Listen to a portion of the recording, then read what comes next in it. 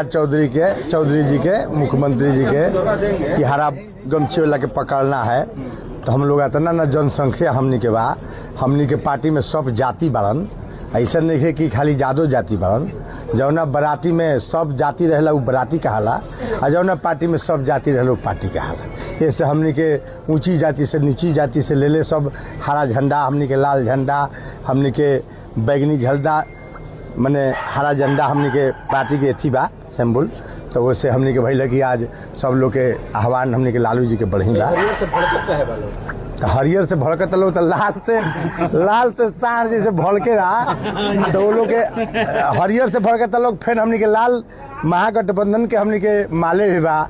हमनी के बड़ुए अति पिछड़ा आज सब लोग हमनी के नुबा लोग अभी हमनी के अम्बेडकर जी के रंग बा, तो सब रंग एक जोड़े हमनी के नुबा।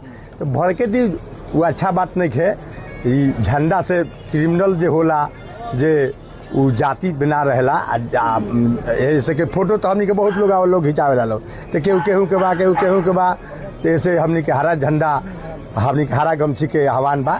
जैसे सब हमनी के क्षेत्र में अपना संदेश में भोजपुर जिला के हम रउआ सब चैनल द्वारा आह्वान करते हैं कि सब कोई अपन हमनी के हरा गमछी ले रहे और सब लोग के मजबूती से रहे। और लड़ाई हमनी के तेजस्वी जी के मुख्यमंत्री बनावे के बा, आवत देरी ना लागी। 30 आ जाए तुरंत।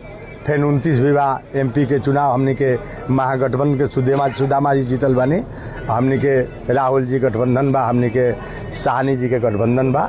बिहार में एनकाउंटर होता तो खास करके यादव लोग के टारगेट पे काउंटर होता तो अच्छा बात बा। जैसे यूपी में करते हैं लोग, तो अपने में जैसे हमनी के माननीय मुख्यमंत्री जी राबड़ी जी बारी हमनी के, तो हमनी के राबड़ी जी बारी तो पहले मुख्यमंत्री रही, लालू जी रही, पहले से डेरा अथी कैल बा, आवंटन कैल बा।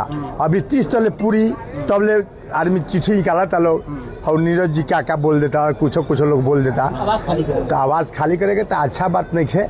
हम कहब कि कल हमनियों के बारी आई, ऐसे कि अच्छा बात नहीं है कि केहू के दिवेश से खाली करावे के। ठीक है, बांग्ला तो बहुत बा, जान के हमनी के अति पिछड़ा का है महादलित के लोग देखे आ झूठा का नहीं अपन प्रोपेगेंडा अपनावता लोग की ऐसे होई कि हमनी के गरीब की तो मदद करे वाला हा लोग ना।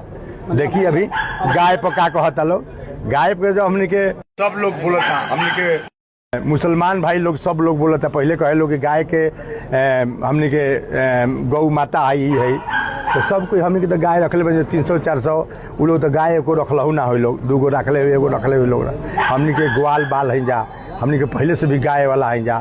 हमनी के गांव गिरान में सब जाति लोग गाय भैंस सब कुछ रखेला। एनकाउंटर हुआ सही करनी, एनकाउंटर होगी चाहिए, लेकिन जाति विशेष पे टारगेट किया जाता है। अरे तो काउंटर करता लोग तो अपने देख ली लोग, काउंटर करता लोग तो अब जाति विशेष पर जौना के 20 गो 30 गो 50 गो केस में फरार होके ओकरा करे के चाहिए, जो इनामी होके 1 करोड़ 2 करोड़ 50 लाख 50,000 1 लाख तो करता लोग। तो वो मैटर हम पूरा जानत नहीं कि का भइल बा, कोची भइल बा, वो मैटर में हम का बोल सकते। सम्राट चौधरी हरे गमछे पे क्या टारगेट पे ले? सम्राट चौधरी हरियर गमछी पूरा लहरी, हाँ हरियर गमछे पूरा लहरी।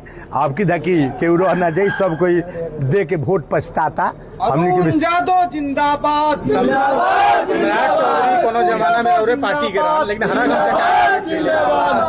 सम्राट चौधरी जी के बाबूजी नहीं रहत रहन, उहे नहीं रहन साहब के। हमने के लालू जी के गाड़ी के जोड़े चलते हन, वो घड़ी हमने के जात रही है तो मुख्यमंत्री हमने के रही तो वहाँ के तो बन रहन मंत्री एने से, तो का बोलतन जैसे लइकन के पोस्ट देनी नालायक हो गई, तो नालायक हो गई कि बोलतन गार्जियन के अपना कम से कम संभार के बोले के चाहिए कि उम्र के देख के ई देख के बोले के चाहिए कि हाँ जरा से जन्मल बानी ओकरा के ना बोले के चाहिए। गलती बोलता हम सलाह देतनी के माध्यम के द्वारा, क्या कि उन्हें बोल रहन कि एगो आदमी के हम इतना गलिया है कि हम मुख्यमंत्री बन गए, तो अच्छा बात नहीं कि सब थ्योरी एक बेर ना लगेला।